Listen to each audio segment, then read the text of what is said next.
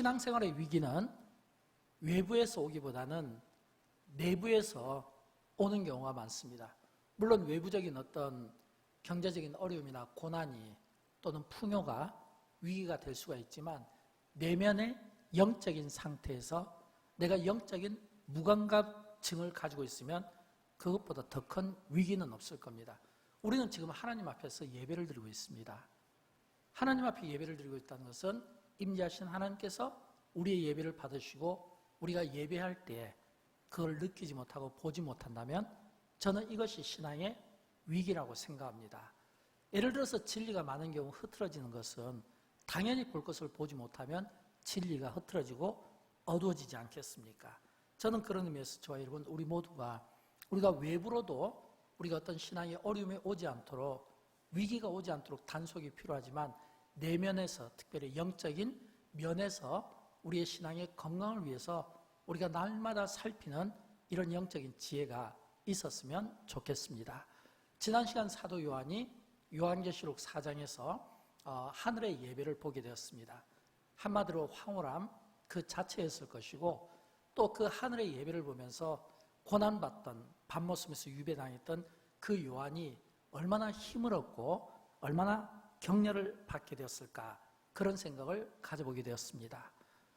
요한계시록 4장과 요한계시록 5장은 지난 시간 말씀드린 것처럼 요한계시록 1, 2, 3장 서론과 그리고 6장 이후부터 시작하는 그 본론 사이에 들어가 있는 예배입니다.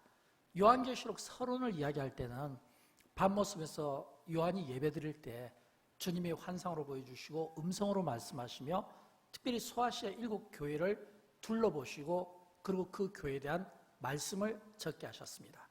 그리고 요한계시록 6장부터는 이제 마지막 때에 임하게 될 하나님의 심판과 그리고 징조를 예고한 말씀들이 있습니다. 그리고 그 사이에 사도 요한으로 하여금 하늘을 보게 하고 하늘의 열린 눈으로 하늘의 예배, 천상의 예배를 보게 합니다. 요한계시록 4장에서 요한이 본 예배는 한마디로 기가 막힌 황홀한 예배였는데 그러나 요한계시록 5장에서 요한이 본 예배는 조금 더 디테일하게 조금 더 깊이 들여보면서 그 예배는 좀 다른 모습을 보게 됩니다. 먼저 1절을 한번 보도록 할까요? 요한계시록 5장 1절을 보면 이렇게 시작합니다. 내가 봄에 4장에서도 보았는데 하늘의 그 열린 눈으로 천상의 예배를 드렸는데 이제 조금 더 깊이 보니까 보좌에 앉으신 이의 오른손에 두루마리가 있는데 안팎으로 섰고 7인으로 봉하였더라. 이 말은 지금 하나님의 오른손에 들려져 있는 이 두루마리가 안팎으로 빼곡하게 글씨가 적혀 있는데 이걸 7인으로 이렇게 딱 봉인했다는 거예요. 근데 천사의 우레와 같은 음성이 들리는데 그 음성이 그 누구도 이 두루마리를 볼 수 없을 것이다. 이런 말씀을 하는 거예요. 사도 요한이 그 음성을 듣고 얼마나 마음에 그 슬픔과 아픔을 가졌는지 모릅니다. 왜냐하면 본문 4절에 보면 요한이 이렇게 이야기하고 있거든요. 그 두루마리를 펴거나 보거나 하기에 합당한 자가 보이지 아니하기로 내가 크게 울었더니 크게 울었다는 표현을 쓰고 있습니다. 이 말은 이 요한이 이 두루마리를 보지 못하는 어떤 슬픔과 비통함을 표현한다고 볼 수 있습니다. 왜냐하면 사도 요한은 이미 이 밤모습에서 하나님께서 그에게 환상으로 보여주시고 또 임재하시고 또 말씀하시고 그렇다면 이 요한은 이런 생각이 들지 않겠습니까? 지금 이 보좌의 오른편에 그 손에 들려지는 이 지금 임봉된 이 두루마리는 분명 마지막 때에 고난받는 성도들에게 임할 그런 어떤 심판과 징조의 말씀인데 근데 그걸 딱 열어볼 수 없다는 거예요. 열어볼 자가 없다는 거예요. 얼마나 마음이 아프겠습니까? 만약 열어볼 수만 있다면 그 열어봐서 거기에 나와 있는 그 내용들을 보면서 좀 다른 사람들에게 설명도 해주고 또 이렇게 미리 고난을 피할 수 있도록 예방 차원도 될 수 있는데 이걸 보지 못하는 그 안타까운 그 마음으로 요한이 울었다라고 하는 겁니다. 사랑하는 여러분, 그렇다면 우리는 이렇게 한번 정리를 해볼 수 있겠습니다. 요한계시록 4장에서는 사도 요한이 황홀한 예배의 모습을 보게 되었습니다. 그런데 요한계시록 5장에서는 요한에게 보여진 그 모습은 울음이었습니다. 크게 울었다는 거예요. 이 울음을 통해서 우리가 깨닫는 것은 이런 모습 아닐까요? 우리의 신앙생활이 바로 그와 같을 수 있다는 깨달음을 가져야 됩니다. 왜냐하면 이 가운데 아마 요한계시록 4장에서의 그 황홀한 예배가 주는 감격과 그 은혜와 그 가슴 벅찬 그런 어떤 이 기대, 이 속에서 기쁨이 있고 충만함이 있고 그 가운데 예배드리는 성도들도 있지만 또 요한계시록 5장으로 넘어오면 또 이 요한이 볼 때 그 눈물을 흘리지 않고 비통하지 않으면 또 이 하나님의 말씀을 읽어 내려갈 수 없는 그런 그 가슴 아픈 마음들이 있다는 거예요. 저는 여러분 우리 모두가 요한계시록 4장에 나오는 이런 천상의 이런 예배 속에 우리가 늘 은혜와 감격 속에 예배를 드렸으면 좋겠어요. 그러나 한편으로는 그런 그 예배의 은혜를 경험하셨다면 이제는 요한계시록 5장으로 넘어가서 요한계시록 5장에서 요한이 크게 비통함을 가지고 울었던 이런 눈물을 또 우리가 흘릴 수 있는 이런 마음들이 있어야 된다고 생각합니다. 왜냐하면 여러분 신앙생활에서 가장 중요한 것은 균형입니다. 균형이라는 것은 요한계시록 4장에서처럼 기쁜 이런 은혜가 있는 예배도 있지만 또 요한계시록 5장처럼 이 시대를 바라보면서 영적인 어둠 속에서 고통받는 그리고 영적인 어둠 속에서 앞으로 임박할 어떤 하나님의 징계와 그 심판을 앞두고 내가 그걸 보고 그 아파하는 이 마음이 있잖아요. 여러분 우리가 요한계시록을 대할 때 가장 중요한 것은 이 요한계시록은 오늘 인생의 마지막 그 결론 부분을 우리에게 보여주는 하나의 리허설과 같은 겁니다. 똑같은 인생을 산다 하더라도 인생의 종말을 모르고 사는 사람과 인생의 종말을 아는 사람은 차이가 있지 않겠습니까? 저는 그런 의미에서 이 요한계시록 4장과 5장에서 하나님이 사도 요한에게 보여준 이 환상은 마지막 그 종말의 모습을 보면서 그 하늘의 영광을 본 자만이 고난을 딛고 이길 수 있고 그 하늘의 영광을 본 자만이 그 고난과 싸워 이길 수 있는 당당함과 자신감이 생기기 때문에 저는 그런 의미에서 이 사도 요한에게 이런 이 하늘의 예배를 보여준다고 생각합니다. 또 동시에 이런 신앙의 균형이 우리에게 있었으면 좋겠어요. 우리가 신앙생활 하다 보면 때로는 기쁨에 가슴 벅찬 예배도 있지만 그러나 또 한편으로는 또 이 민족을 바라보며 한국교회를 향하고 또 고통받는 우리의 이웃들을 보면서 가슴 아파하는 이런 비통하는 이 마음이 또한 우리에게 있어야 된다는 겁니다. 이 두 개가 서로 균형을 이루고 함께 그 균형 속에서 우리의 신앙이 성장했으면 좋겠어요. 저는 요한계시록 5장을 묵상하면서 이런 생각을 가지고 있습니다.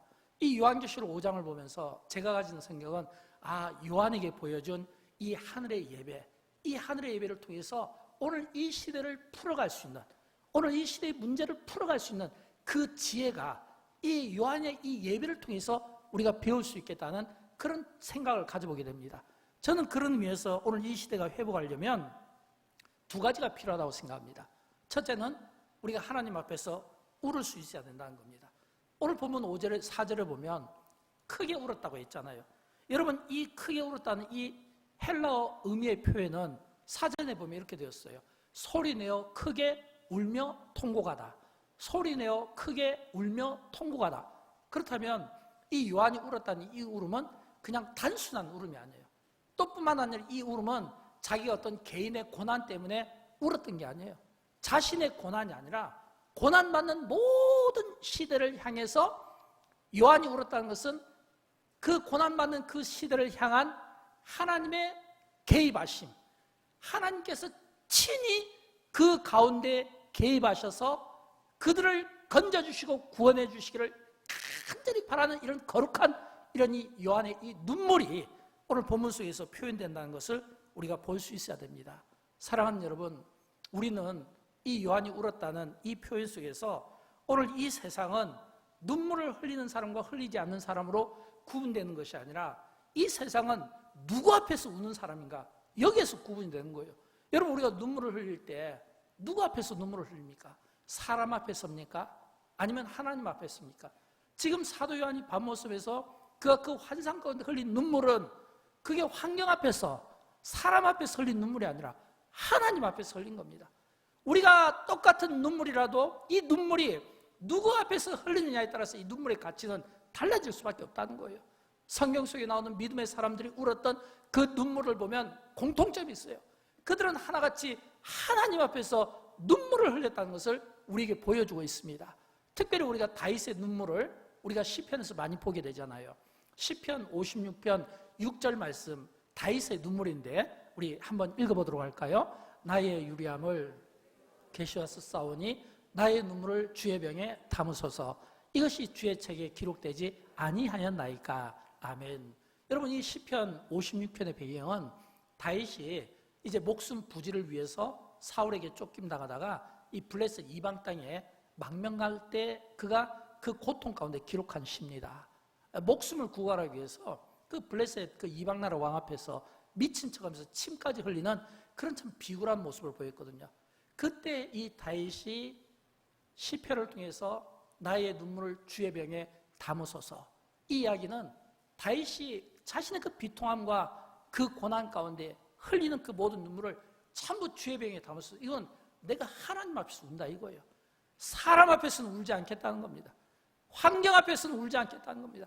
하나님 앞에서 내가 지금 이 눈물을 흘리겠습니다 라고 하는 그런 그 고백을 지금 드리고 있다고 하는 겁니다. 목회를 하다 보면 물론 저 자신의 연약함 때문에 때로는 눈물이 나기도 하지만 또 어려운 성도들을 보며 그 어려운 성도들을 살피면서 또 눈물이 날 때가 참 많이 있습니다. 특별히 어떤 명절이라든지 어떤 특별한 절기를 지킬 때면 더더욱 큽니다. 평상시에도 하지만 그러나 어떤 명절이라든지 특별한 날을 만나게 되면 그 특별한 날에 특별한 사람들을 만나게 되고 목사가 만나는 그 특별한 사람들을 보면 다 나름 사연이 있고 아픔이 있고 고통이 있고 또는 어떤 경제적인 어려움 또는 질병으로 병으로 당하는 이런 어려움들을 보면서 그분들의 그 슬픔을 많이 보게 되거든요.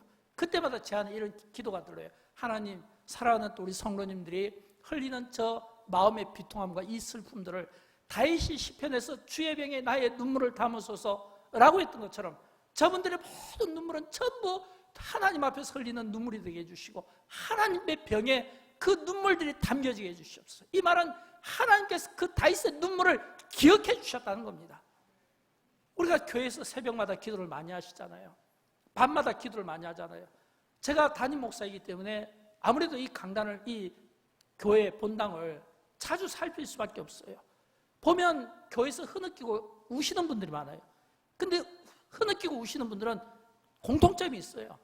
사람들이 모였을 때는 울지 않습니다. 새벽 기도나 밤 기도 때, 예배 때는 울지 않아요. 주로 언제 우냐면 다 떠난 다음에, 새벽에 다 떠난 다음에 또는 밤에 다 떠난 다음에 또는 낮에 혼자 있을 때 강대사에서 여기서 모여서 한 분, 두 분이 흐느끼면서 눈물을 흘릴 때가 많아요. 주일날 보통 제가 한 6시쯤 이렇게 교회 오면 6시에서 6시 반 사이 오면 그때까지 흐느끼면서 기도하는 분들이 계셔요. 그분들의 그 흐느낌을 볼 때마다 제 안에 그런 생각이 듭니다. 하나님, 오늘도 저분이 또 저렇게 주님 앞에 우시네요. 성전에서 우시는 저분의 저 눈물이 주의 병에 담겨지게 해주셔서 꼭 기억되게 해주시고 꼭 위로받게 해주시옵소서.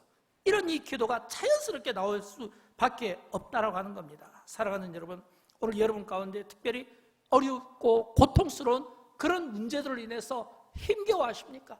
오늘도 그런 힘겨운 삶을 사십니까? 그렇게 힘들고 고통스러울 때 저는 권면합니다. 주님 앞에 나오셔서 하나님 앞에 우십시오.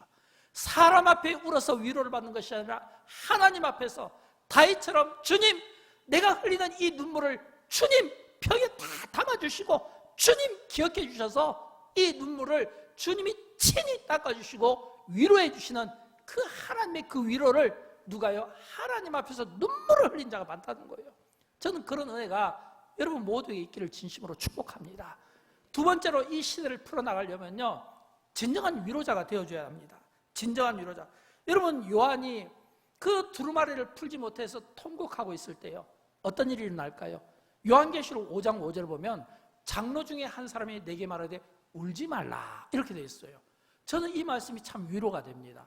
이 말씀이 위로가 된 것은 물론 여기에 나오는 이 장로 중 한 사람은 이게 깊은 신학적인 의미로 들어가면 해석이 깊어지지만 간단히 말씀드리면 제가 위로가 되는 것은 하나님이 이 요한이 눈물을 흘릴 때 날개 달린 천사를 보내어서 이 요한을 위로한 게 아니라 장로 중에 한 사람이 위로했다는 것은 그 곁에 가까이 있는 그 한 사람이 위로했다는 거예요. 옆에서 내가 눈물을 흘릴 때 내 곁에서 누군가 울지 마세요 라고 위로해 줄 수 있고 격려해 줄 수 있는 그 누군가가 있다는 그 자체가 이게 얼마나 은혜가 되는 줄 알 수 없어요. 저는 여러분 우리 가운데 위로가 필요하신 분들이 있을 것으로 믿습니다. 위로가 필요하신 분들, 그 위로가 필요해서 지금도 하나님 앞에서 성전을 보며 벽을 보며 눈물을 흘리고 있다면 저는 그 눈물을 반드시 하나님께서 다윗의 그 눈물을 받아주신 것처럼 여러분의 그 눈물을 하나님께서 받아주실 줄 믿습니다. 눈물 날 일이 있으면 하나님 앞에 나오세요. 하나님 앞에서 그 눈물을 한번 토해내 보시기 바랍니다. 그러나 여러분 가운데 이미 그 경험이 있다면 내가 눈물을 흘릴 때 나를 위로해줘서 내가 위로받은 경험이 있다면, 내가 눈물을 흘릴 때 그 눈물을 닦아주신 그 주님의 사랑스럽고 그 따뜻한 그 보드러운 그 손길을 경험해 보셨다면 이제는 또 내가 요한계시록 5장으로 넘어와서 고통받고 신음받는 그 사람들을 향해서 또 내가 위로자가 되어주지 않겠습니까? 저는 그런 성도들이 많을 때 비로소 그 교회는 건강한 교회고 건강한 성도라고 생각합니다. 요한처럼 울든지 아니면 요한이 울 때 곁에서 그 장로가 울지 말라고 위로를 해줬든지 우리는 둘 중에 하나를 택해야 되는 겁니다. 저는 여러분 할 수만 있으면 저와 여러분 우리 모두가 다 울을 때 위로자 되시는 하나님의 그 위로가 여러분 가운데 임하기를 원하고, 또 이제는 여러분이 친히 위로자의 삶을 살았으면 좋겠어요. 여러분 위로를 받는다는 것은 어떤 의미일까요? 위로를 받으면 또 새로운 또 안목으로 또 새로운 것들을 보게 되는 겁니다. 오늘 본문 5절과 6절 말씀을 보면 장로의 위로를 받은 요한이 또 눈을 보았는데 이 깜짝 놀랄 만한 장면을 또 만나게 됩니다. 우리 같이 한번 5절과 6절을 같이 읽어보도록 할까요? 장로 중에 한 사람이 내게 말하되 울지 말라. 유다 지파의 사자 다윗의 뿌리가 이겼으니 그 두루마리와 그 7인을 떼시리라 하더라. 내가 또 보니 보좌와 내 생물과 장로들 사이에 한 어린 양이 서 있는데 일찍이 죽임을 당한 것 같더라. 아멘. 여러분 여기에서 지금 요한이 딱 눈을 들어보니까 유다 지파의 사자로 표현된 주님이 갑자기 후렴 부분에 보니까 한 어린 양으로 바뀌어서 표현되고 있습니다. 근데 한 어린 양으로 바뀌어서 표현되고 있는데 이 어린 양이 보니까 일찍이 죽임을 당한 것 같더라. 이 표현은 여러분 요한은 예수님의 제자잖아요. 예수님의 제자이기 때문에 아마 이 요한은 빨리 알아본 것 같아요. 이 한 어린 양이 지금 서 있는데 일찍이 죽임을 당한 것 같더라. 예수님께서 십자가에서 죽으시고 그리고 부활하신 그 흔적을 가진 그 모습을 딱 지금 요한이 지금 보게 된 겁니다. 이거는 예수님의 십자가 그 죽으심과 부활이 오늘 이 세상의 모든 심판과 인류 구원의 계획을 이루는 이 두루마리를 열 수 있는 능력이 바로 어린 양이신 예수 그리스도의 십자가의 죽으심과 부활의 그 능력이 있다는 것을 이 요한이 보게 되었다는 것입니다. 여러분 한국교회가 왜 위기를 당할까요? 한국교회가 위기를 당하는 것은 사람이 적어서 그런 게 아니에요. 재정이 부족해서가 아닙니다. 더 강한 사자가 되고 싶어하는 잘못된 방식 때문에 한국교회는 계속해서 위기를 당하는 겁니다. 그러므로 교회는, 우리 성도들은 힘과 권력으로 이 세상을 상대하려고 하지 말고 힘과 권력을 키우려고 하기보다는 오히려 우리 그리스도인들은 내어줌과 희생의 방식으로 세상을 도래하게 하는 방법을 택해야 되는 거예요. 그래서 교회는 힘을 키우는 것이 아니라 오히려 교회는 계속해서 희생하는 겁니다. 내어주는 겁니다. 그래서 세상을 돌아오게 만드는 이 거룩한 일에 교회와 성도들이 쓰임을 받아야 되는 것입니다. 사랑하는 여러분, 지상교회는 다양한 모습을 보여주고 있습니다. 지상교회가 다양한 모습을 보여주고 있다는 것은 선교도 하고 구제도 하고 봉사도 하고 교육도 하고 다양하게 해요. 그러나 요한을 통해서 본 이 한 해의 이 모습은 예배밖에 없는 겁니다. 여러분 우리가 훗날 천국에 가고 우리가 하나님 나라에 가면 이 천국에서 할 수 있는 것은 하나님을 경배하고 예배하는 거예요. 지상은 다양하지만 천국에서는 하나밖에 없다는 겁니다. 그런 것처럼 우리가 지상교회에서 많은 우리가 선한 일들을 감당해야 되겠지만, 그러나 그것과 관계없이 우리가 중요하게 여기는 것, 선교보다 더 중요한 것, 구제보다 더 중요한 것, 교육보다 더 중요한 것, 그것과 관계없이 가장 중요한 것, 절대 잊혀지면 안 되는 것, 이게 뭐냐면 하나님 앞에 예배라는 거예요. 이 예배를 우리가 소중하게 여기고 우리가 이 예배를 항상 우리가 들을 수 있어야 된다는 거예요. 내가 언제 어디서나 항상 나는 예배자의 삶을 살아야 되는 겁니다. 왜요? 하나님은 예배를 통해서 만나 주시기 때문입니다. 예배를 통해서 우리가 임재하신 하나님을 보게 됩니다. 예배를 통해서 임재하신 하나님 앞에서 하나님의 말씀을 듣습니다. 우리가 어떤 어려운 기도 제목이나 어떤 어려운 문제들을 우리가 내어놓기도 하고, 또 우리가 그 은혜를 또 우리가 잊기도 하고, 또 그 방법을 배우기도 합니다. 하나님은 예배를 통해서 끊임없이 우리와 만나고 싶어하고, 우리와 교제하고 싶어하고, 예배를 통해서 우리가 그리스도인의 삶을 살아갈 수 있도록 주님은 우리의 삶을 이끌어 주시는 겁니다. 그래서 예배가 매우 중요하다는 겁니다. 저는 이런 의미에서 영광교회 우리 모든 성도들이 정말 예배하는, 하나님을 기쁘시게 예배하는, 정말 하나님 앞에 예배드리는 것을 기뻐하는 교회와 성도가 되었으면 좋겠고, 하나님이 찾으시는 예배자, 하나님이 찾으시는 교회가 되었으면 좋겠어요. 우리가 어떻게 하면 하나님이 찾으시는 예배자가 될까요? 하나님이 찾으시는 예배자가 되기 위해서는 세 가지가 필요합니다. 요한계시록 읽었던 이 본문 가운데서 발견하는 것은, 첫째는 내가 하나님의 자녀로서의 정체성이 분명해야 됩니다. 요한계시록 5장 10절을 보면 이런 말씀이 나와요. 우리를 하나님 앞에서 나라와 제사장으로 삼으셨으니, 우리를 하나님 앞에서 나라와 제사장으로 삼으셨으니, 요한이 본 하나님의 나라입니다. 이 말은 로마가 아니라는 거예요. 요한에게 보여진 하나님의 나라를 이야기하는 거예요. 하나님이 우리를 나라로 삼으시고, 우리를 제사장 나라로 삼으시고, 우리 한 사람 한 사람 각각을 왕같은 제사장으로 삼으시고, 구원을 위하여 하나님의 아름다운 덕을 선포하는데 우리가 쓰임받기를 원하시는 그 영광스러운 모습을 요한이 보게 되었다고 하는 것입니다. 사랑하는 여러분, 이 세상의 운명이 바로 영적 제사장으로 세움받은 우리 한 사람 한 사람에게 달려있다는 겁니다. 그래서 우리 그리스도인들은 우리가 하나님 자녀의 이 분명한 정체성을 가지고 주님이 재림하시는 그날까지 우리는 주님의 이 아름다운 이 덕을 선포하는 이 거룩한 일에 우리가 게을르면 안 되는 겁니다. 두 번째는 하나님이 찾으시는 예배자는 기도와 찬양에 힘써야 합니다. 어린 양이신 주님이 이 딱 두루마리를 이렇게 딱 펼치는데 또 기가 막힌 말씀이 나와요. 본문 8절 말씀인데, 요한계시록 5장 8절 말씀을 우리 같이 한번 읽어보도록 할까요? 그 두루마리를 취하심에 네 생물과 24장로들이 그 어린 양 앞에 엎드려 각각 검은 고와 향이 가득한 금 대접을 가졌으니 이 양은 성도들의 기도드리라. 지금 이 말씀은 이 네 생물과 24장로들이 어린 양 앞에 탁 엎드렸다는 거예요. 네 생물과 24장로들이 어린 양 앞에 엎드려서 각각 검은 고를 크고 하나님을 찬양하고 또 향이 가득한 금 대접을 가졌으니 이 양은 성도들의 기도라. 어린 양 앞에서 네 생물과 24장로들이 합당한 찬양과 합당한 예배를 올려드리는 영광스러운 모습을 보게 된다는 겁니다. 저는 여러분 그런 의미에서 오늘 우리의 예배가 합당하신 하나님 앞에 합당한 찬양과 합당한 기도를 올려드릴 수 있는 그런 모습을 보였으면 좋겠어요. 우리가 하나님 앞에서 합당한 이 찬양과 기도를 올려드리기 위해서는 우리의 찬양이 더 뜨거워야 되지 않겠습니까? 우리의 기도가 더 뜨거워야 되지 않겠습니까? 만약 우리가 합당하신 하나님 앞에 이런 합당한 찬양과 기도를 드리지 못한다면 뭐가 문제가 있을까요? 어느 목사님의 책을 보니까 영화관 문지기로 있었던 한 사람의 이야기를 제가 보게 되었습니다. 17년 동안 영화관 문지기로 있었어요. 근데 이분이 17년 동안 영화관 문지기로 있으면서 한 번도 그 영화관 속에 들어가서 영화를 본 적이 없답니다.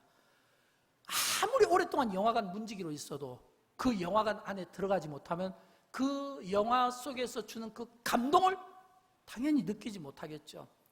그 영화관 속에 들어가는 자만이 그 영화가 주는 감동과 메시지를 받지 않겠습니까?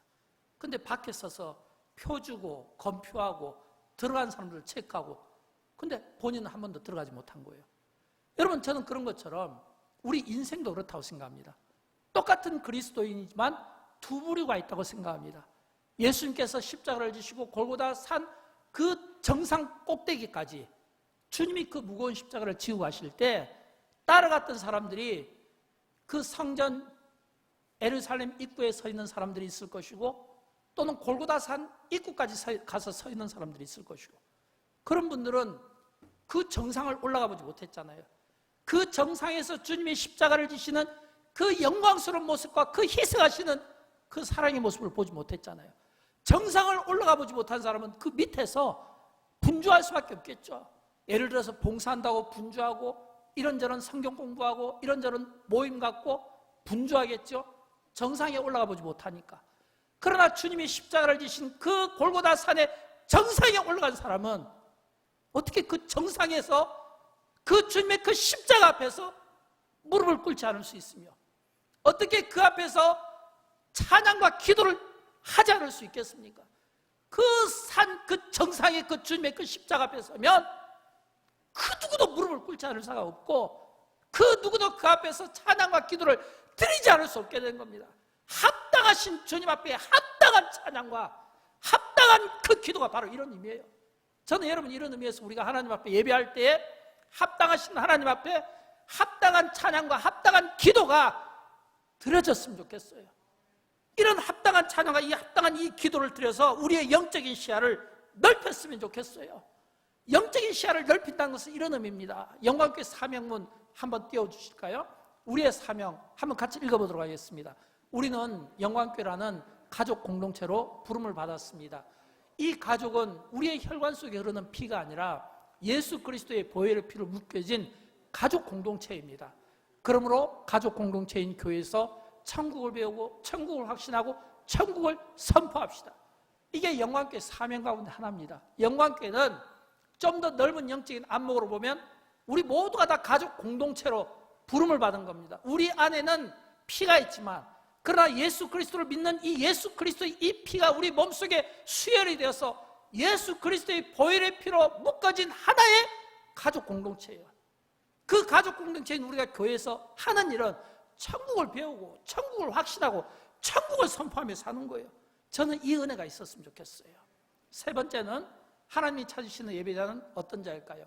하늘의 장엄한 예배를 보고 들을 수 있어야 됩니다. 요한계시록 5장 1절에서 요한이 탁 이렇게 보았는데 하나님 보좌 우편에 두루마리가 있었어요. 근데 천사가 이걸 열어보지 못한다는 거예요. 합당한 자가 없으면. 그래서 요한이 울었습니다. 그때 장로가 위로해 준 거예요. 장로의 위로를 받고 다시 보았을 때 요한에게 보여진 주님은 사자와 같으신 분이었는데 갑자기 그 주님이 어린 양 십자가에서 죽어주신 그 모습을 보면서 요한이 깨달아서 오늘 이 두루마리를 펄 수 있는 그 능력이 예수의 십자가와 보혈에 있구나. 예수의 그 이름에 있구나. 주님이 이 열쇠를 푸시는구나. 이 깨달음을 가졌을 때 이 사도 요한이 가졌던 그 황홀함과 그 기쁨이 오늘 본문에 나와 있는 거예요. 이 11절부터 14절까지는요 요한이 이 요한계시록에서 본 그 환상을 보면서 이 하늘의 장엄한 모습을 보게 된 겁니다. 지금 하나님을 향해서요 11절부터 14절을 보면 생물들 그리고 24장로들 많은 천사들이 지금 심포니를 이뤄서 영광의 하나님을 향해서 찬양하는 영광스러운 그 찬양의 모습입니다. 우리 같이 한번 읽어볼까요? 11절부터 14절까지 내가 또 보고 들으매 보좌와 생물들과 장로들을 둘러선 많은 천사의 음성이 있으니 천천히라 큰 음성으로 이르되 죽임을 당하신 어린 양은 부와 지혜와 힘과 존귀와 영광과 찬송을 받으시기에 합당하도다 하더라. 내가 또 들으니 하늘 위에와 땅 위에와 땅 아래와 바다 위에와 또 그 가운데 모든 피조물이 이르되 보좌에 앉으신 이와 어린 양에게 찬송과 존귀와 영광과 권능을 세세토록 돌릴지어다 하니 내 생물이 이르되 아멘하고 장로들은 엎드려 경배하더라. 아멘. 지금 이 본문은 이 천국 찬양대입니다. 여러분 영광교회가 찬양대가 있잖아요. 이제 곧 성탄절 오게 되면 1, 2, 3부 연합 찬양대 또 모든 합주단이 다 모여서 기가 막힌 이런 찬양을 올리겠죠. 그런 것처럼 하늘에서도 지금 이 심포니가 막 울려지고 있는 거예요. 모든 찬양대들이 천사가 장로들이 모든 생물들이 다 하나님을 위해서 찬양하는데 기가 막힌 이 찬양을 올려주고 있는 거예요. 근데 중요한 건 이 찬양의 주제입니다. 각각 노래의 주제가 있잖아요. 오늘 우리 찬양대의 주제는 하나님의 임재였잖아요. 그런 것처럼 이 요한계시록 5장에서 지금 이 하늘의 이 찬양대의 이 주제는 뭐냐면 우리를 위하여 죽임당하신 어린 양 예수 그리스도, 그게 찬양대의 주제입니다. 우리를 위하여 죽임을 당하신 어린 양 예수 그리스도를 높이며 모든 생물과 장로들과 천사들이 어린 양 보좌에 앉으신 그 주님을 향하여 찬양하는 모습이에요. 저는 여러분 우리의 예배가 그랬으면 좋겠어요. 우리의 예배가 하늘에서 모두가 어린 양이신 주님을 찬양하는 것처럼 우리가 예배 가운데 이런 감격이 있었으면 좋겠어요. 누가복음 10장에 보면 예수님께서 70인 전도대를 보내어서 전도를 시킵니다. 전도 여행을 갔다 온 그 전도인들이 주님께 이런 보고를 드립니다. 17절에 보면 70인이 기뻐하며 돌아와 이르되 주여 주여, 주의 이름이면 귀신들도 우리에게 항복하더이다. 여러분 지금 이 보고는요, 이 70인 전도대가 전도하고 돌아와서 굉장히 성령 충만한 보고입니다. 얼마나 기뻤는지 모릅니다. 저의 버전을 좀 사용하면 주님, 우리가 주님의 이름을 사용했더니 귀신들이 쫓겨나가던데요. 우리가 주님의 이름을 선포했더니 병자들의 고침을 받았습니다. 우리가 주님의 이름을 선포했더니 문제들이 해결받았습니다. 기적 같은 일이 났습니다. 주님의 이름이면 다 되던데요. 그때 여러분 예수님께서 그렇게 기쁨이 충만한 이 전도들을 향해서 누가복음 10장 20절에서 이렇게 말씀하셨습니다. 우리 같이 한번 읽어보도록 할까요? 그러나 귀신들이 너에게 항복하는 것으로 기뻐하지 말고 너의 이름이 하늘에 기록된 것으로 기뻐하라. 아멘. 여러분 예수님의 이 말씀은 너희가 주의 이름을 사용했더니 귀신 쫓아낸 거, 너희가 주의 이름을 사용했더니 문제가 해결받는 거, 병자가 고침받는 거, 이것도 기뻐할 일이지만 그러나 더 큰 기쁨이 있다. 너의 이름이 하늘에 기록된 거, 이 말은 너희가 하나님의 자녀가 되고 너희가 구원받은 하나님의 자녀로서의 그 존재됨, 생명책에 기록된 거, 이걸 가지고 기뻐하라 이 말이에요. 저는 예배 때마다 이런 기쁨이 있었으면 좋겠어요. 사랑하는 여러분, 우리가 예배 때마다 날마다 이런 고백이 있었으면 좋겠습니다. 주님, 우리가 일주일 동안 세상에서 살면서 주님의 이름을 선포했더니 귀신들이 쫓겨나갔습니다. 주님, 우리가 예배 때마다 우리가 한 주 동안 주님의 이름을 사용했더니 문제들이 해결받았습니다. 주님의 이름을 사용했더니 역사가 나타났습니다. 기적이 나타났습니다. 우리가 이것으로도 기뻐해야 되겠지만 더 큰 기쁨은 매 예배 때마다 우리가 하나님의 자녀라는 거, 내 이름이 생명책에 기록되어 있다는 거, 내가 하나님의 자녀의 존재됨을, 내가 하나님의 자녀의 이 존재됨을 인정하고 기록된 것으로 인하여 날마다 예배 때마다 기뻐하는 이 기쁨이요, 예배 가운데 고백되었으면 좋겠어요. 예배 때마다 하나님, 내가 구원받은 하나님의 백성인 것을 감사합니다. 내가 구원받은 하나님의 그 자녀임을 감사합니다. 내 이름이 생명책에 기록된 것이 감사합니다. 그 존재됨을 기뻐하는 이런 이 마음이 있을 때 우리는 오고 오는 모든 세상 속에서 당당하지 않겠습니까? 여러분 요한계시록을 어떤 관점에서 보십니까? 요한계시록을 여러 관점에서 보겠지만 요한계시록은 무슨 숫자, 형상, 동물의 형상 이런 데 관심을 갖기보다는 이 요한계시록의 가장 중요한 주인공, 주제는 어린 양이신 예수 그리스도께 초점이 맞춰지는 거예요.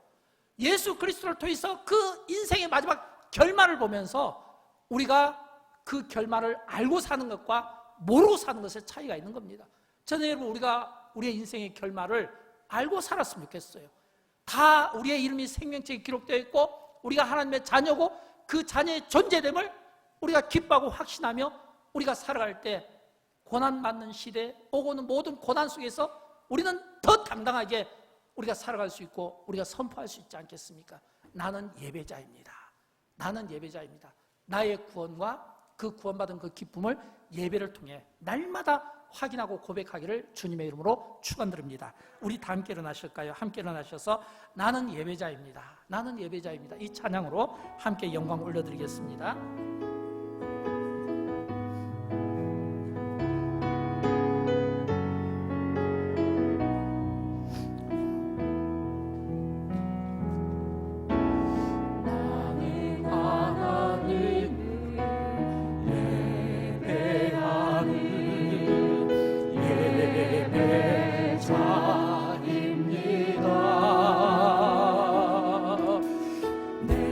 서 있는